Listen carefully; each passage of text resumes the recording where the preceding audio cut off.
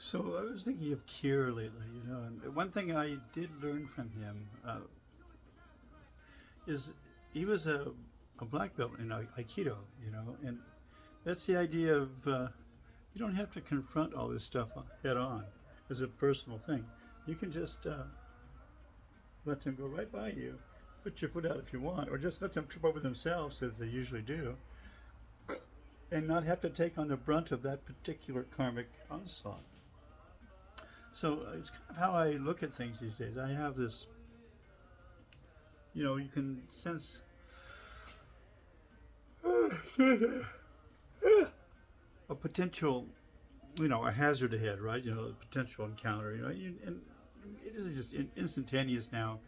I go into Aikido mode, just how to not only diffuse it, but hopefully make it humorous. But if should it not, I've already pre-programmed the entire. I've seen it go by, and this is instantaneously, by the way. In the initial, like, oh, there's somebody there.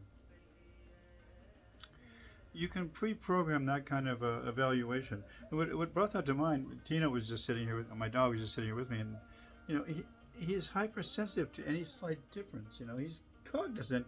He sees somebody he knows walking, but something that's just slightly different, he immediately barks. So that's our early warning system. He's a really sweetheart. He's not going to do anything, but that's just how he is.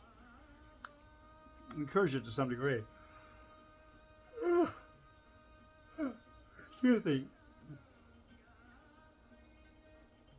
So when I see that, I try to extrapolate that kind of a lesson into my own body. Right, Tino? What do you think? You got something to say about that?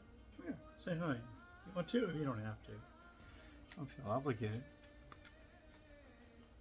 Anyway, it's how I've set up my own mind, ways to evaluate things, and they're interesting. I've noticed myself when it relates to family or something like that. I go immediately to DEFCON 5. I immediately have extreme basics of protocol set in place. Not only self-protective, but larger protective protocols. So I have to be aware of that as part of my personality structure, and I'm trying to examine that.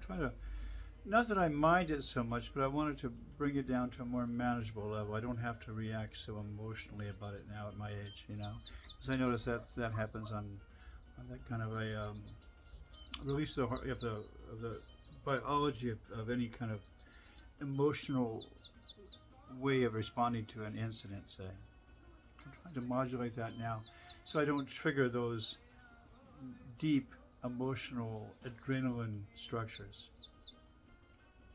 And again, meditation helps with that. And again, you want to keep on the basic substructure of all this is that when you need that, or that shouldn't be lost in some kind of evolutionary program here, but it should be modulated and set up in some kind of a protocol base. And again, we're talking instantaneous here. This should just be learned behavior. And you can train yourself.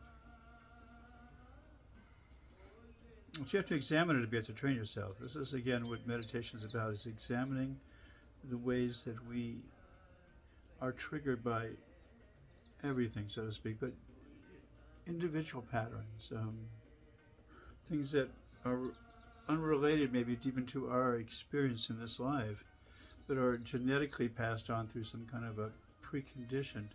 I have this idea of saber-toothed tigers, and obviously I haven't experienced one of those around, but there's that latent memory of be aware. So that exhibits itself on a interesting psychic level too, because when you're astral out playing with this, there's a presumptive intelligence that's watching this formulate itself and holding itself together, in a dream state. So I observe as I'm in this dream state, so to speak, I observe the protocols of my own missile defensive warning systems. There's these little conditioned mind spaces that I've set up as safe travel,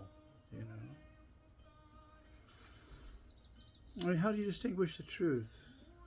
Satchitananda, right? How do you distinguish the truth until you start getting a feel for it?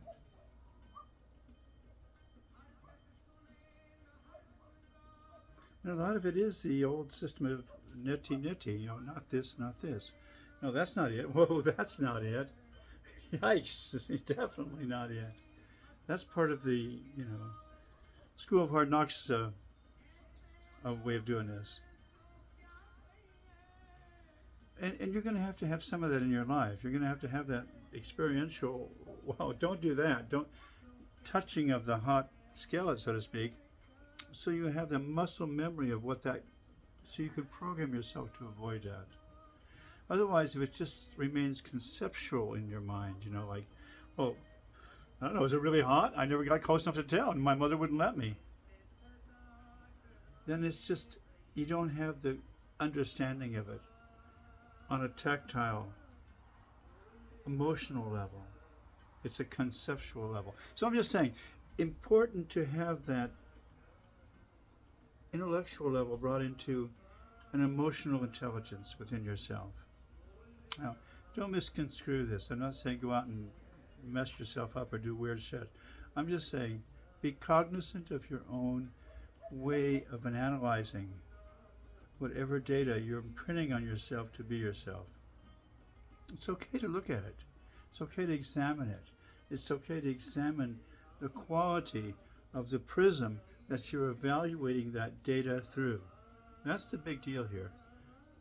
Because if your filter isn't working properly, you're not able to distinguish between truth and untruth, you know, on anything, not just, we're not saying just political, but we're talking about everything about you, then that's a problem. So you have to, at least as a metaphor now, just language ways of describing a certain synaptic problem that I've seen, and Kira and I, we used to talk about this forever. There has to be a way of cleaning that mirror of consciousness of yourself. There has to be a discipline you can adhere to, just to put yourself in a neutral state of mind and then kinetically adjust it with your body so you can reset what truth might look like to you. If you don't do that, then there's no way to evaluate this. And this is my personal experience too. You know, I'm more of the School of Hard Knocks type of guy to some degree, which I wish I wasn't, but it took that to verify some of this stuff in my own biological, psychological matrix. So if that can help anyone, you don't have to go through this. You know, you can enjoy your blessing of being alive. No? There you have it.